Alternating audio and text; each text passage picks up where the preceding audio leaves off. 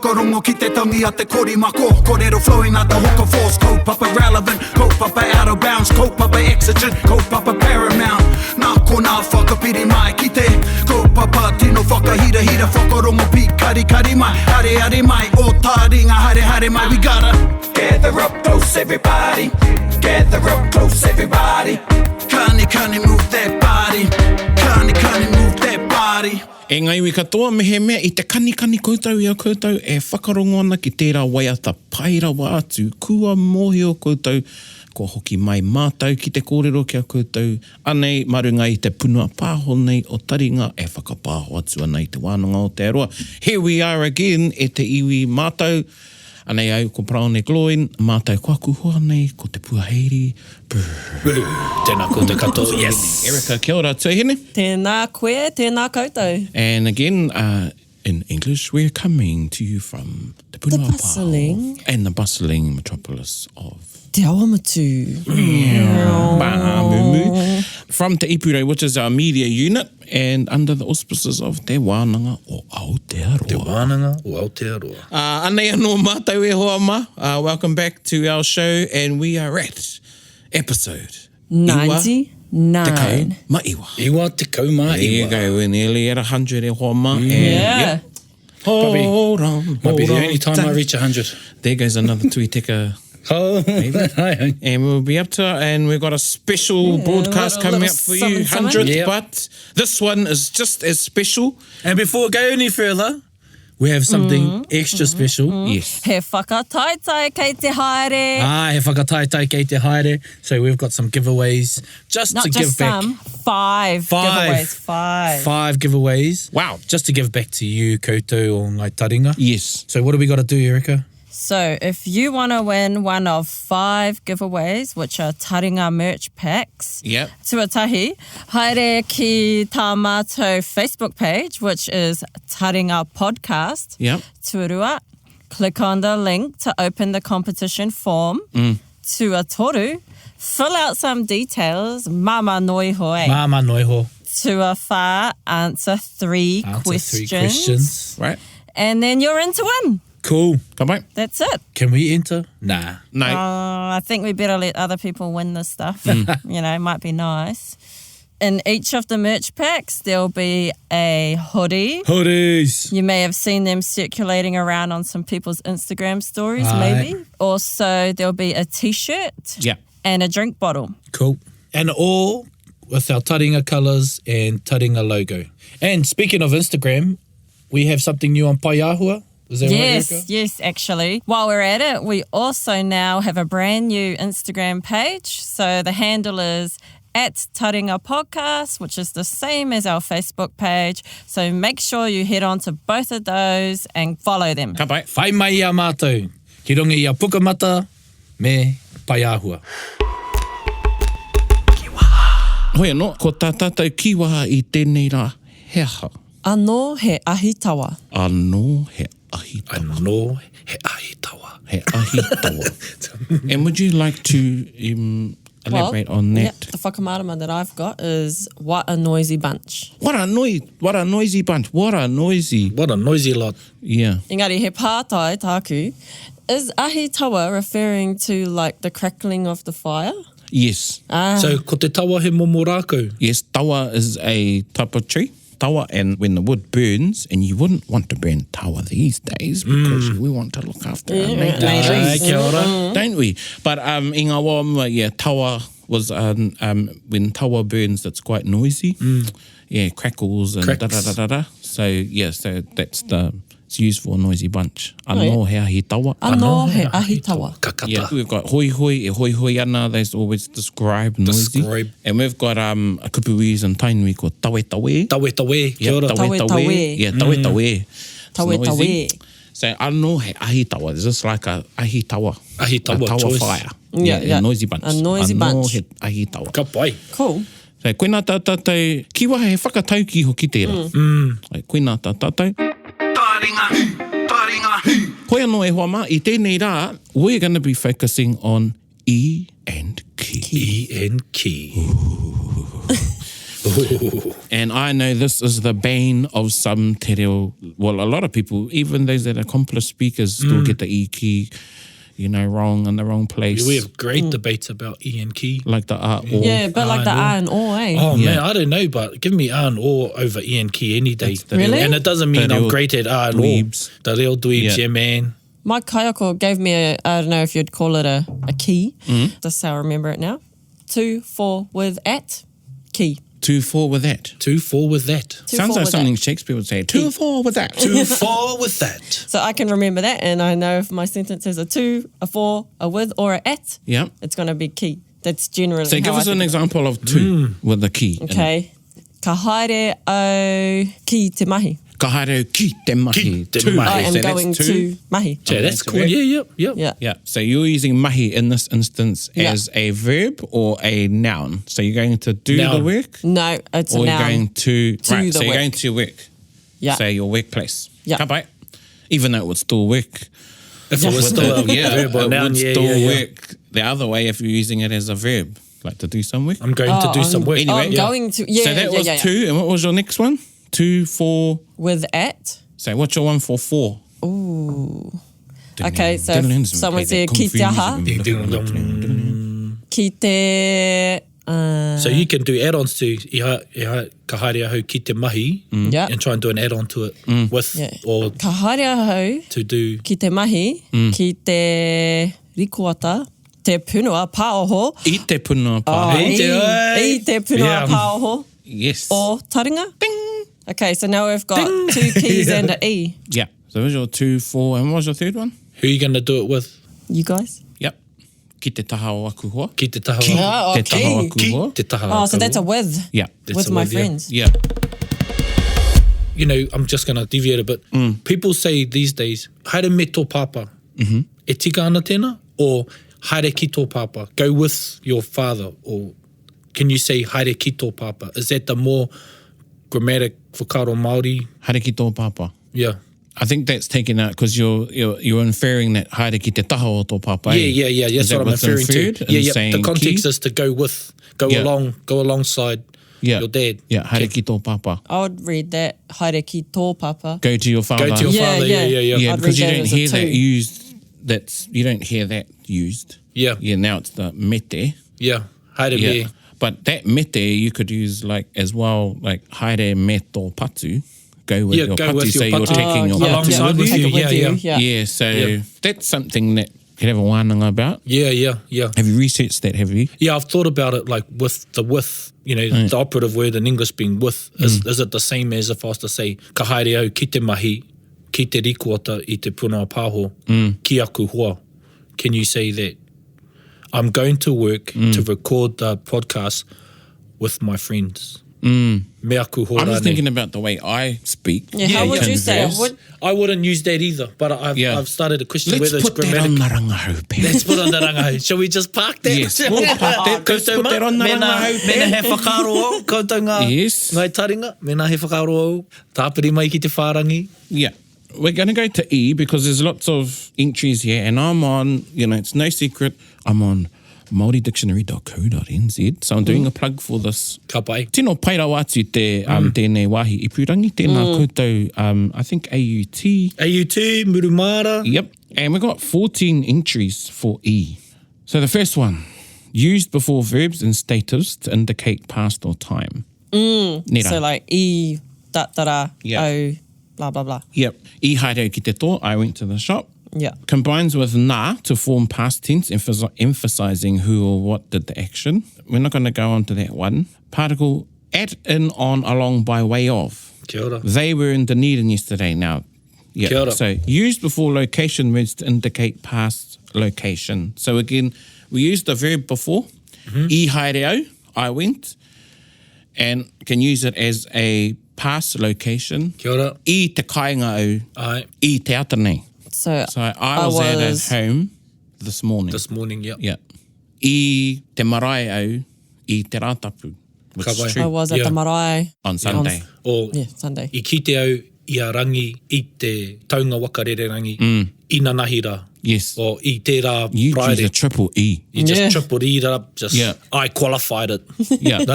So yeah, I met rangi on the aeroplane, and you could even, that could be I aeroplane inside the aeroplane. Inside, could yeah. be as well. So Yeah. anyway, leave that one. Use to state who or what had something. So again, past tense again. Kia ora. So I au te pene, Kia ora. I had the pen. Or I could say to you in the question, I a koe te pene? Did I have the pen? Yes. I a koe te pene? E hara i au. E hara i au, ka pai. Ka pai. And then you could say I aia. Iaia. I aia te pene. Yeah, I aia te pene. He or she had the pen, or I a rātou te pene, or whatever. So that's another way of using I.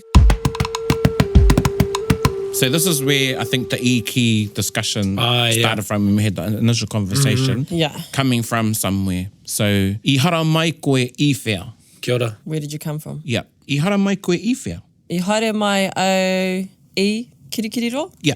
So I came from Kirikiriroa. I would think because we're using something directional, like my initial thoughts would be put ki kirikiriroa. Yeah. But then that wouldn't make sense because it was in the past. Is that right? And if I was to change it to the ki, I'd say, again, change out that I to ki.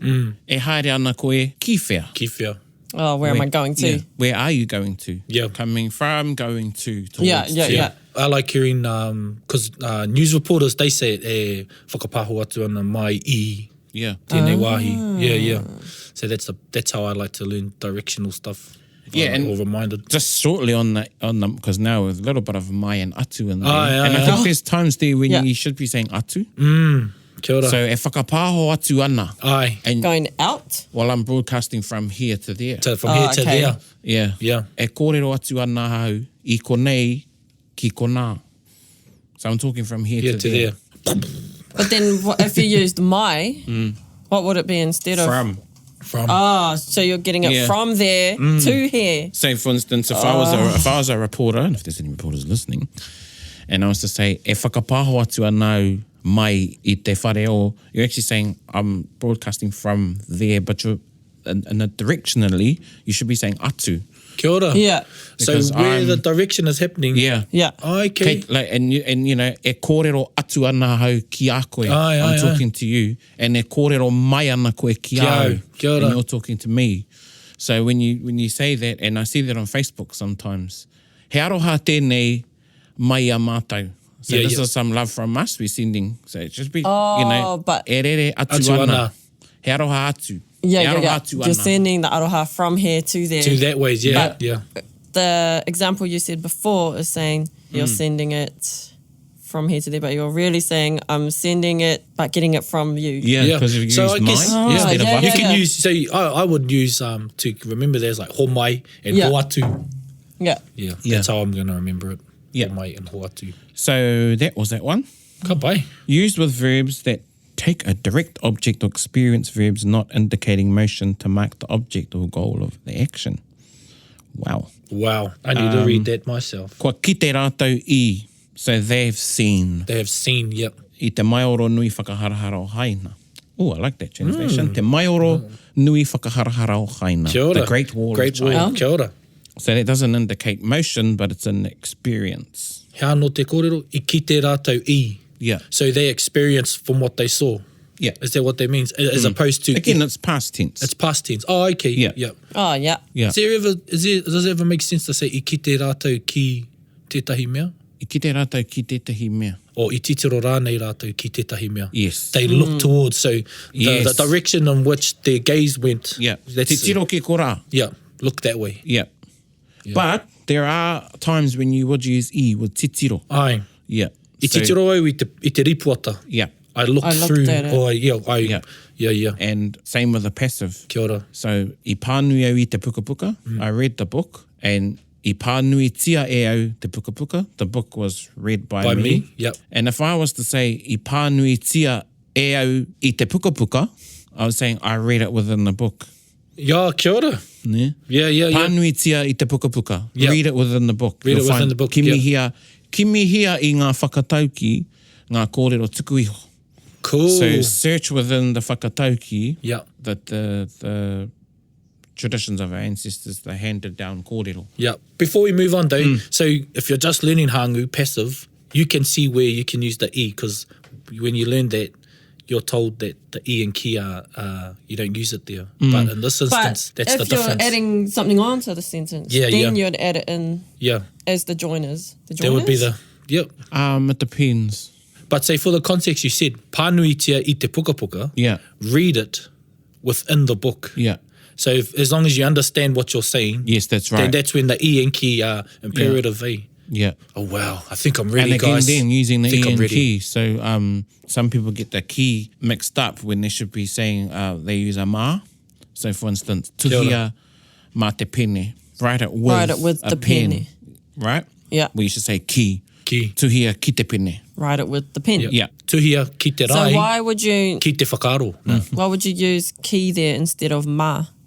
Ki is you're giving a command. And it's a Yeah. command of with what. Yeah. Oh, right. So patua ki te rākau, hit it with the stick. Yeah. Yeah. But like, would ma just not make sense? No. No. Okay. See that when we do the ma episode. Yeah, we've got it's quite a little advertisement for the next one. We're going to get into stative verbs because that's the other one. Here we go. Used to mark the agent of stative verbs. The kaimahi. The kaimahi, right? Kua riro te paoro i aia, okay? She has received the ball, ne? Kua riro i aia te paoro. So we have kupu tuoti, and I think we've talked about them a little bit before. Yeah, but tuoti, yeah. Status. States. Koina te Stative, status, yeah, yeah. stative. So oti, Mate. mate. You know, stative. Is it as easy to say that's the state of something? Yeah. Is that what That's a the state state of of it. That's the state of it. Ka pai. And there's a kupu that kare ahe te whakahangu. You can't pacify them. So they don't They don't have tails. Yeah. They don't have tails, yeah. Okay. Yeah. And so is that how I'd know Yep. they were statives? Yep. Is if I can't pacify them? Yeah. Yep. Okay. So i pakuru i aia, I whati i aia, he broke, she broke, tutuki, accomplished. Tutuki. Yeah. Yeah. Okay. Yeah. Yeah, Oh, you're I was thinking. going to say crash. that's tutuki. Tutuki. Okay. Yeah. Yeah, that's tutuki. Okay. Tutuki, rifa, pahawa. Hey, those are the Yep. same words of meeting Yep. accomplishment or achieving. What about paka Maku. paka, as in like black or burnt? Ooh, no, that's you can say pakapakangia. Ah, okay. But can you say that? I don't know if I've heard it or I've misunderstood whether it's a state of or not. Like someone goes, oh, I paka paka i au te miti. Can you say that? Yep, we have to have a look at pakapaka. Yeah. Yeah. When I hear pakapaka, I think crackling. Crackling, Yeah. That was the context I was thinking. Yeah, of yeah. putting it in. Number 9, while or during. While or during. Yeah. kia. So, i a koe e noho ana while you're sitting. Yeah. I a koe e whakarongo ana. While you're listening. Yep. I a rātau e haere ana. While they While were going. they were Yep, going. while they were Could you going. say when they were going? I a rātau e haere ana ki tāmaki. Oh, yeah. Yep. Yeah. When they were going, while they were going. Yep. Because what if it's currently happening? Yep. Like, kei te kōrero koe ki tō hoa e haere ana ki tāmaki. Ia koe e haere ana, Yep. me tūpato Yeah, it could I be even ki ngā future. rori. So, e haere ana koe ki te hui. Are you going to the hui? Yeah, Ai. yeah. And then you say, okay, I a koe I ko rā. Yeah, that's the While one. you're there. Yeah, while you're there, kōrero ki tō māma. Yeah. So, Oh, while right. you're at the hui, While you're at, yeah. Yeah. during your time at the hui, speak Yeah. to your mother. Ah, cool. That's Oh, cool. yeah. Because it's easy, because once you start learning E is like, straight away, time tense, that's it. But then these things sort of broaden out and you realise, not always, so you have to see where it sits in the context and in the sentence. Yeah. Yeah. So, kia Yeah. tūpato. Te mea tua ngahu, then. So Then. in comparison with used when comparing things. Oh, yeah. Okay, and this is one that people get mixed up a lot with because they, especially with pēnei Yeah. and rereke. Rereke, yeah. Pai tēnei. So, he reka atu tēnei I tērā. I tērā, yeah. This is much sweeter than Then that, that. Then that. Yeah. right? He reka atu tēnei ki tērā, this is being sweet to that. Yeah. Oh, yeah. But Right. then with rereke, don't you use kite? No. Rereke So is if you- also, is again comparing. Comparing, yeah. So it's also a comparison. So he paiake tēnei I tērā, he rereke tēnei I tērā. Tēnā, okay. Engari, he orite tēnei ki tēnā. Oh, okay. So you think of ki as the equal sign, Yeah. or whatever you think of Yeah. it. Ki equals. Ki E. Ki, E. Wena, ki, E. Ki, E. Yeah. Yeah. And pēnei is the same as E, not ki. How te tahi? Yeah. Pēnei, tēnei. Like Pēnei i this. tēnei. Yeah, pēnei i tēnei. Yeah. Pai tēnā. Pēnei, tēnei. Pērā i tērā. Pērā i tērā. Oh, right. Pēnā i tēnā. Pai ake Yeah. pēnei i tēnā. Yeah. Okay. Or pēneki i tēnei. Or Pēneki. Pēneki. Yeah. Or Yeah, yeah. whenei or whenaka. Kia ora. Whenaka. Now, if you say pērā ki tērā, Yeah. that's being like that to that. Do that to that. Yeah. Do that to Do that. that to that. Yeah. So I could say to you, ko e pērā ki au. Don't be like that to Don't me. be like that to me. Yeah, Okay. yeah. Ko e However, pērā if you ki au. changed it from ki, Ko e pērā i au, don't be like me. Ko e Go pēnei yeah, au. Go e whai mai iau. Yeah. Go e Okay. pēnei iau. Yeah, ko e don't follow pēnei me, au. don't be like me. Yeah. Okay. Pēnei tāna, like his or hers. Cool. Used in clauses expressing the reason for an action and in why reasons. Yes. He aha, I, da, da, da. Yeah. Oh, I. yeah. Yep. Yes. You just mentioned that Ka before. pai. Yep. Yeah. There you go. Yeah. How i haere ai? Why did you go? Where did you go? Because of the context of that question, we're asking about why something's already happened. Yeah, kia au. E tohu wā kia au. would be a tohu wae. Yeah, to me it does. To me, anyway. How i haere ai? But it's an action that's happened. Yeah. Yeah. Expressing the reason of an action and why questions. True. Well, you can only know why through hindsight. Yeah. Yeah. So, he I. He aha koe I Hai. kōrero ai. Why did you speak? And change did it you into speak? future. How koe e kōrero ai? Yeah, how Why koe will e. you speak? Okay, so was that a e? E. Okay. Why will you? Yeah. How koe i haere ai ki Tāmaki? Why did you go to Auckland? How koe e haere ai ki Tāmaki? Why will you go to Auckland? How would you reply to that? Because you wouldn't start with he, would you? He nōku. Yeah. Oh, because you wanted to. Yeah. Okay. Yeah. Oh, he mahi kei kora. Yep. Yeah. And for the Oh, e, would it be kei? Ki. for, He mahi ki kora? He mahi ki kora. yeah. Okay. He mahi aku. He mahi aku ki reira. Ai. If he's mentioned the place prior. Oh, yeah. Yeah. And for the, I said he nōku, that's for the e because that's what I wanted to do. Engari, he oku, he tōku mo te e. He ha koe e haere ai. Oh, you're getting next level. These Sorry, are what's that all question genuine again? questions. These are all genuine. So if they get, he ha koe I haere ai koe? He ha koe I haere ai ki Tāmaki? He nōku because I wanted to. But Yeah. for the other time reference, he ha koe e haere ai ki Tāmaki?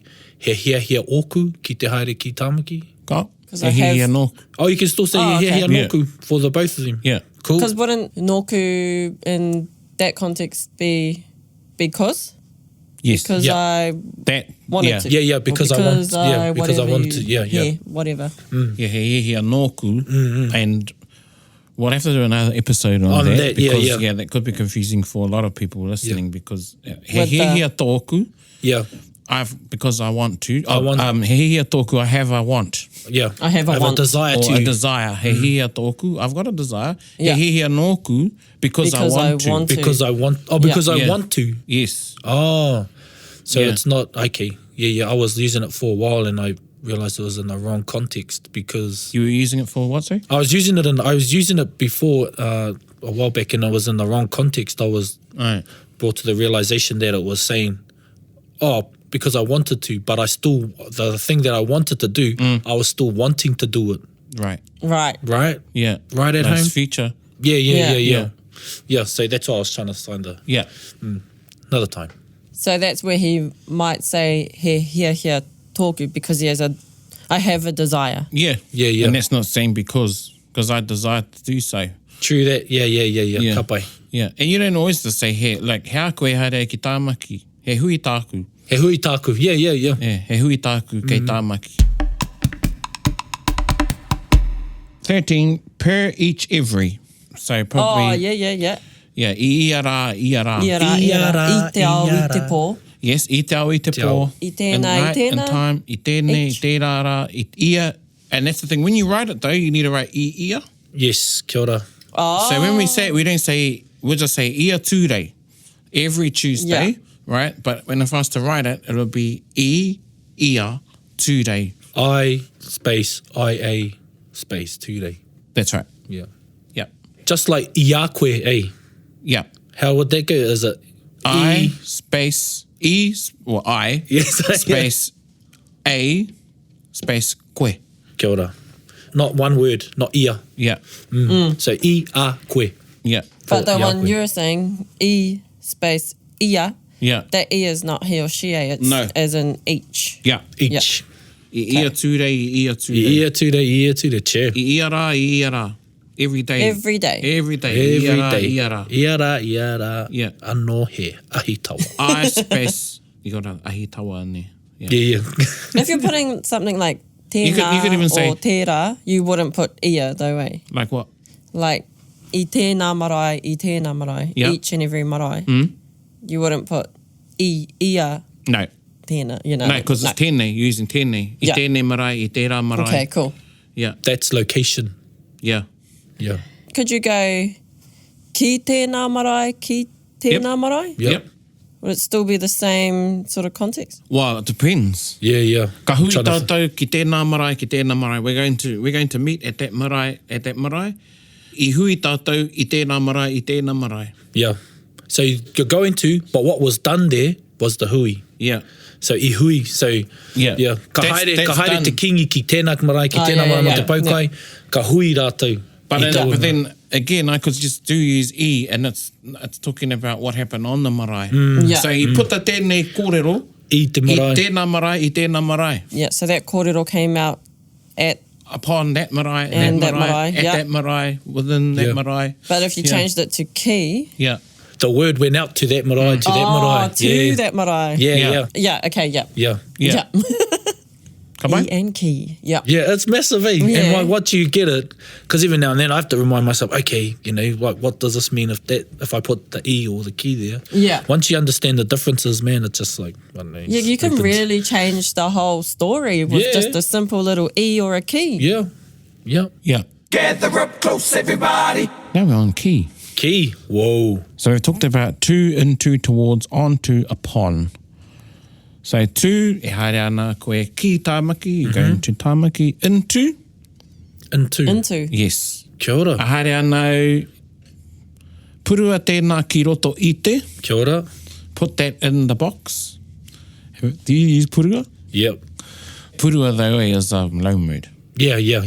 Put it. Oh, You don't hear purua much. Nah, you know? that's one of the words that stuck. One of the first words Yeah. I learned was purua. Yeah. O Damn. whakaurua, Whakaurua. tēnei kōrero ki roto i tō puka. Kia ora. Okay? Uru as in like Put within. Enter. yeah. Enter this into your book. Yeah, Enter enter that this into your book. Whakaurua tēnei kōrero ki tō. Whakaurua tēnei enei nama ki roto i tō Waia. waia. Oh, yeah. Ka pai? Like our puka whakauru for our programs here. That is our enrollment book. Yeah. Towards. So e ahu ana ki tāmaki. I'm going to tāmaki in the direction of tāmaki. How do you say I'm E coming? ahu anau ki tāmaki, engari e haere anau ki hauraki. I'm going Yeah. towards Tāmaki, Yeah. but I'm going to Hauraki. Yeah. Che. Okay. How do you say I'm going to Tāmaki from? E haere anau ki Tāmaki. E haere atu ana au Haere ki atu ana. tāmaki i I, kia ora. Tauamatu. I te aomatu. Yeah. So I'm going to tāmaki from Tauamatu. Oh, right. How would you say, where are you leaving from? In order to answer that. Well, where they are, if I was in tāmaki, I would say, ka wehe mai koe I whea. Kia ora. Ka wehe mai koe I whea. Ka Yeah, wehe where you mai. coming, Yeah, where you yeah. coming from? So where you leaving from? Yep. If I wasn't in tāmaki and I was talking to somebody on the phone or whatever, I'd say, ka wehe atu koe Ka wehe atu koe I whea. I whea. Yeah. Ka wehe atu. Going back to that word, ahu. Towards. Now, I thought that, towards. So Heading I've to. heard it being used in sentences like, I ahu mai, Yeah. Came from. as that came from. Yeah. All right. I ahu mai koe tama I te pōuriuri. So you came from the night. But without the mai, it would be, I'm going towards. Are you getting confusing? Yeah, I'm confused This is myself. getting Confucius.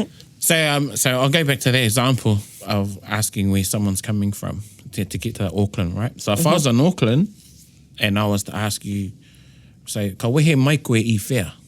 Yeah. So I'm in Auckland and I'm talking to you at the time right on the phone. So where are you going to leave Where from? are you coming from? Yeah. Yeah. You say, oh, my And then- atu, and you say atu I Taupo. I'm leaving from Taupo. Right. Right? Yeah. Comprende? Yeah. Now, if I was in Hamilton, Yeah. right, and you were somewhere else and going towards Auckland, I'm not in Auckland, I'd say, ka wehe atu koe I whea. Where are you going to leave from? Now, I'm not in Auckland, so you're not coming towards me, you're going Towards, yeah. Auckland, but I'm not in Auckland, so I'd use atu, but still E stays the same, but again, the direction, atu and mai. Okay. Yeah. Don't worry, this Back is all to that getting whole recorded. mai hoatu. Yep. This is all Yep. getting recorded so we can come back to Ka pai? Yeah. So on to, waiho te puka ki runga I te tepu. Ki runga I te Leave tepu. the puka on the table. Yep. And upon. So e noho ana ia ki runga I te Ki runga I te turu. I have to remember On that. to. I'm bad for upon? that. Upon is the same. Yeah. Yeah. We're just going to chuck in a little a o is turu. Tōku turu or tāku turu? Erika? Tōku. Ka pai. Kia ora, Oh, gosh. He whakamātau. Had to chuck in one of those. Yeah, yeah. So ka pai, so those are good. Any pātai? Got many questions, I think but there let's just carry on. Questions and answers. Kia ora tui tika. At in, to show the place where an event occurs, especially if there is movement to where the event takes place or is in the future. So we've got a good example here. I'm going to use this one. Nō te tau 2004, ka tū te hui ki te whare wānanga o Tāmaki Makaurau. The conference was held in 2004 at the University of Auckland. Ka pai. Ka pai? 3. Oh, this is different. This isn't directional or da-da-da. According to, in the opinion of. Yeah. Yeah. So I could say, ki oku whakaaro. Yeah. Right? My thoughts are... Yep. E ai kia. E ai kia according to... to. Yeah. Yeah. Or e ai ki tāku. Ai. According to my... Yep. Yeah. E ai ki tāku is very Māori way of saying Aye, something. aye. Or e ai ki tāna. According to Hei tāna. Hei ka ai ki tāna. Yeah. Yeah. Yeah. e ai ki tāu. Nō reira, e ai ki tāu. So according to you. Yeah. Yep. So that's according to, in the opinion of, e ai ki a Erika, e ai ki a te puaheiri, e ai ki Ki a taku Timoti. mōhio. Yep. Ki taku mōhio, yep. And you could say, To my knowledge, Yeah. ki tō mōhio, To your knowledge. yeah, ki tō mōhio, how whakaaro mō tēnei Yeah. kaupapa. Ka pai. Yeah. That one's a bit more straightforward for me. yeah. Yeah. And that's a good one to know too and learn. Yeah, yeah. if you haven't used that, and all the different ways of saying, like, ki oku whakaaro, Yeah. ki oku nei whakaaro, Yeah. ki tāku. Ki tāku, yeah. He hai tāku ai, he hai a ai. I think it's thinking about ownership now. Yeah. Yeah. Kia haina, yeah. Not, Yeah. not necessarily their Your thinking. quality or, yeah. So yeah. ki tāku, ki Ki tāku. tāna, Yeah, e ai yeah, ki yeah. tāna. Yeah. Yeah. So just before you injected a nei, what does the nei do to that sentence? What was that? When did I put it in? Ki taku nei. Ki tāku nei. Oh, well, it's just emphasis, I think. Of And- whereabouts days. Yeah, These yeah. are really my Yeah. thoughts. Yeah, ki tāku nei. So, yeah, used to introduce an opinion or point of view. Ka pai? Used with hei to show relationships. So, hei I rā mutu ia ki au. Kia ora. Hei I rā mutu ia ki au. And I'm going to chuck one in there that can, and it might bamboozle you. You can Okay. also say, and again, we get into a or category Yeah, here. With the hei, I could say, hei rā mutu ia ki au. Hei rā mutu ia māku. Māku. Hei māma ia mōku.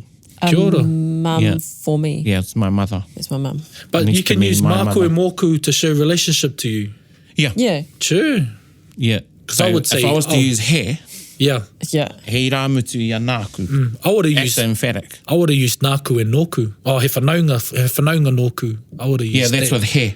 Oh, kia ora. With hei, it's mā Hei. or mō. Oh, okay. Yes, I get it now. Hei tuakana ia ki au. Right? So older As an older sibling. for sibling him. Yeah. to you. Yeah. Yeah. Hei tuakana ia ki au. He tuakana ia nāku. That's Because your... teina tuakanas on the same.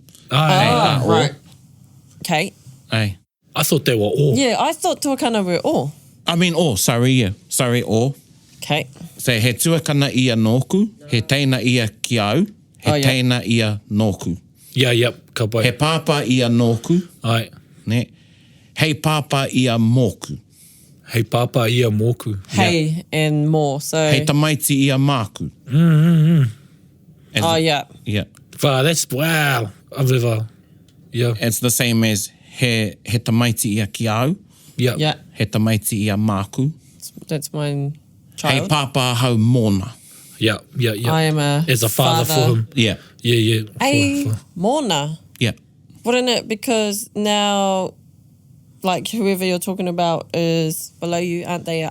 But his relationship, that's the relationship. My relationship. His relationship. Hei Above. pāpā. Hei pāpā. Oh, your Mōna. papa Mo- for Mona. him. Yeah, yeah, Yeah. Mona. Okay. Yeah, yeah. Yeah. Yeah, direction of relationship. Direction of relationship. Direction of relationship. So there's a different ways you can say how someone's related to you. Yeah. Ah, Oh, wait, that's hang cool. on. I think I just got that.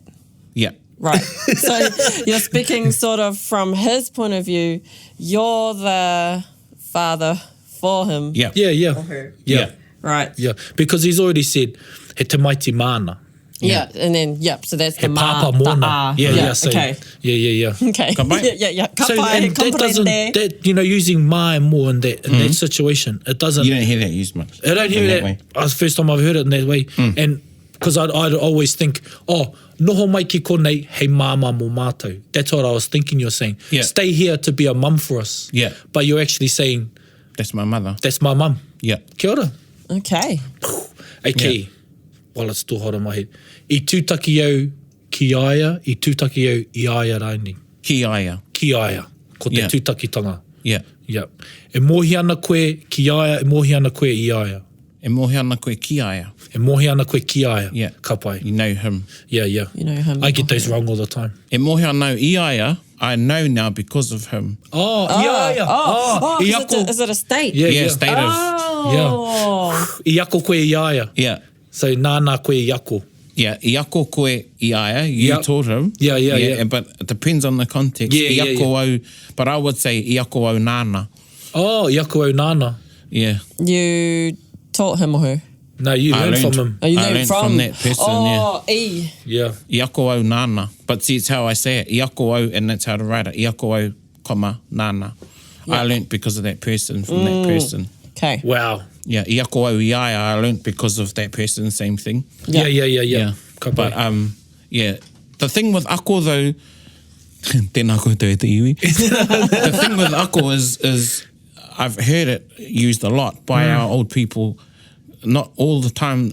Sometimes it's whakaako. Yeah. So myself, to differentiate between whether I'm learning or teaching, I use whakaako Yeah.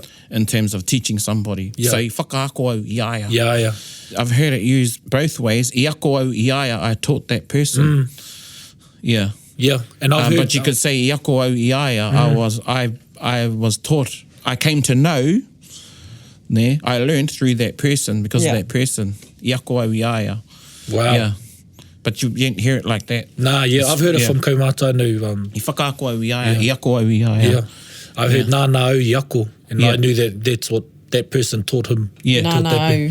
Nāna au I ako. Yeah. So I learned from him or her. Yeah, he or she taught me. He or she Yeah. taught me. Yeah. Another one that you don't hear it is the old way is I kura. I kura. Oh, yeah. Yeah. Okay. I kura I no. remember one of these, well, I think it was Media Oh, yeah. Simpson, and she used to say, she had the song and she said, I haere ki te kura, I kura au I ngā tāne. Okay, I'll just leave that one to the side. Tēnā koe, medium. Okay. Yeah. So I schooled the boys. I schooled the boys, yeah. Yeah. Right. What about I kuraino ki, or I kuraino I kuraina, I would think I was schooled at. Yeah. Yeah. So ki. ki? Yeah. That's where you were schooled. Yeah. I kuraino ki. Yeah. I kuraina koe. Yeah. Cool. Mōhio au ki tēnei, mō ko tūteki au ki tēnā. Yeah. Che. Kani move that body. Te mea tuarima with, by means of. So here we go. Here we go. Tapahia te miti ki te naihi koi, cut the meat with a sharp knife. Kia ora. Ah, yeah. All right. So we talked about that Ko previously. hanga te whare ki te rākau. This house is built, Yeah. Built by, by wood. yeah. Okay, and te mea tua ono, te mea tua ono, he te kura, he te kura ina tāne. Yeah. Sometimes, ki merely connects the verb to its object, especially when experienced verbs are used, e.g. pīrangi hiehia mōhio mahara tūmanako. Kia ora. Ka mōhio a kiwa ki taua pūrākau. Kiwa knows that legend. Kia ora. E mōhio ana koe ki tēnei, do you know this? Hey, mā Yeah, yeah. tērā. Mā Yeah. pai. Yeah. Pai Yeah. te pirangi, me matua mōhio e tātou, te ki mo te pirangi. Yeah. Yeah. The other way that I've heard ki used, now we use more, and I think this is where Mokena was talking about.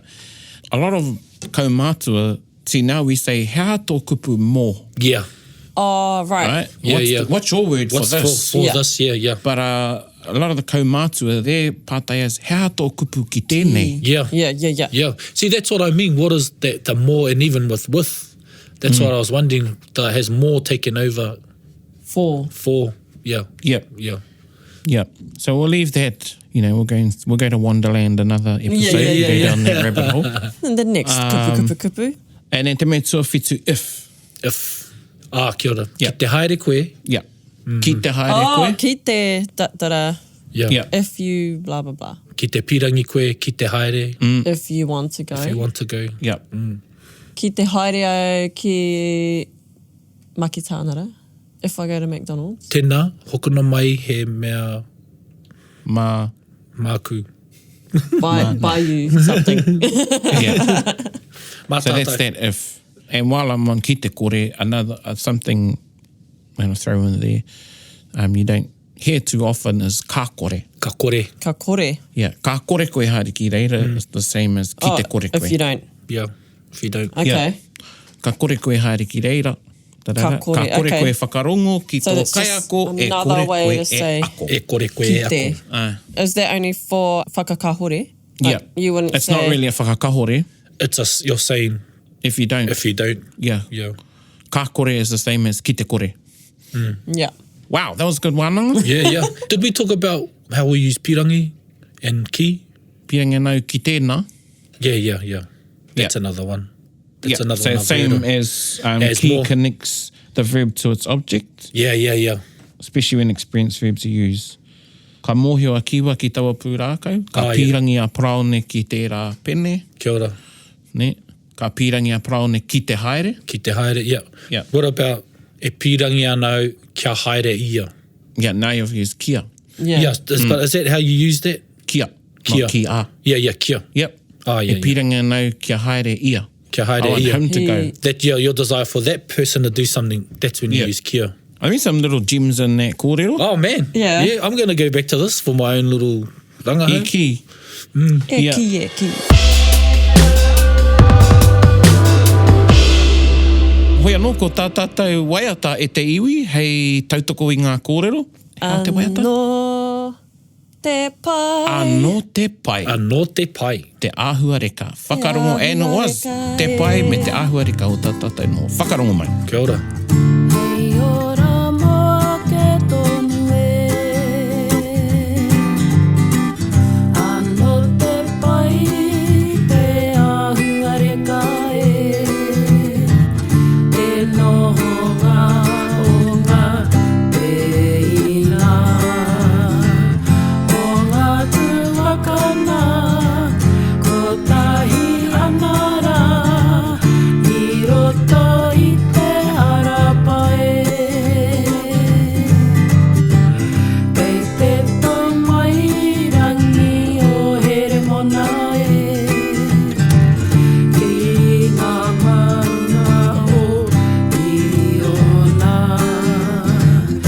I whakahawatia te kupu a te atua Hei ora moa ke tonu e Anō te pai te āhua reka e Te no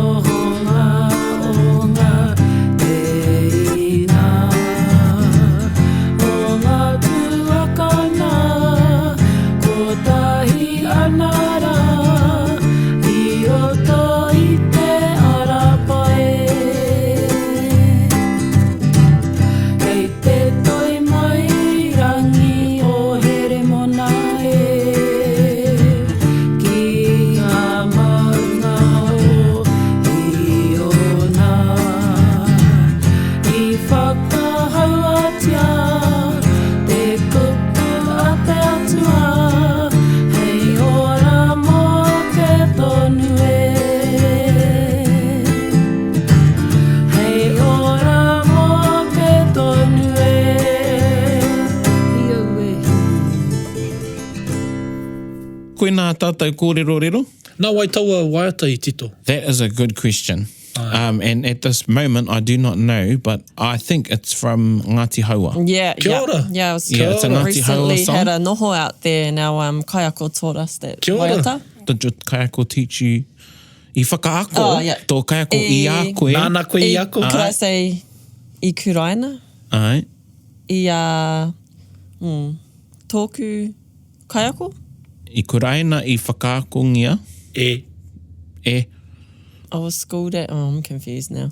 Ka vai. Oh, Waiano. yeah. Okay. But I kōrero ia nā wai te waiata? Did your kaiako say nā wai te waiata? No, she probably did actually, but Hoi I wari no au. roto mai o Ngāti Haua Yeah. e te iwi. Tēnā koutou Ngāti Haua. Hoi anō koe nā a mātou kōrero ki a koutou, anei mātou e mihi atu nei. Tēnā koutou e noho mai nā I o koutou kāinga, e haere atu ana ki mea wāhi ki mea wāhi. Anyway, we've enjoyed this going about o te mātou o te iki. He nui ngā kōrero e hoa mā mo te I me te ki, Yeah, but definitely. those are them. We tick them off, and I know we've might have gone, but through some things a bit quicker than we should have, but we've only got 45 minutes. Yeah. Any pātai, put them up on the page. Yeah. what was it? Tukuna mai. Tukuna mai. Yep. and Whakamārama mai. Whakamārama mai. Closing remarks. Purua. I'm still baffled about that being a loan word. Purua. Purua. Yeah, put. Next minute you're going to tell me Winnie's a loan word. Yeah, put. Purua. Purua, ka vai. Ka pai. I learnt Yeah. heaps. Well, I think I learnt heaps. I've still got to wrap my head around some things. Yeah, I mean, I think we've got a good grasp. Even you, Eric, have a good grasp of it. It's just having it at the, the tip of your tongue, the tip of your mind, I think when we're like, ia tātou e kōrero ana, what's good for me is when we have these discussions is sometimes I remember some things that... Yeah. Not remember, but when you're having a wānanga about it, you sort of get to focus in on, like when we done the hei Aye. māku, hei mana, and the hei moku. And Aye. Bringing he those things up, he yeah, yeah. māku, he kiau. Aye. Yeah, so yeah, that's what's good when we have our kōrero. Yeah, that's what I Mihi like. anei homa. Tēnā koutou. Hoi no e te iwi, hei ko nā mai rā, ana hoki mai kia mātou a tōnā wā. Bit whakaronga pi kari kari. Gather up close everybody buddy. Taringa. Yeah, tahuri mai ki o. Whakarongo ki te tangi a te kori mako. Kōrero flowing out the hook of force. Kaupapa relevant, kaupapa out of bounds. Kaupapa exigent, kaupapa paramount. Nā ko nā whakapiri mai ki te. Kaupapa tino whakahira hira. Whakarongo pi kari kari mai. Hare hare mai, o Taringa hare hare mai. We gotta gather up close everybody. Gather up close everybody. Kani move that body.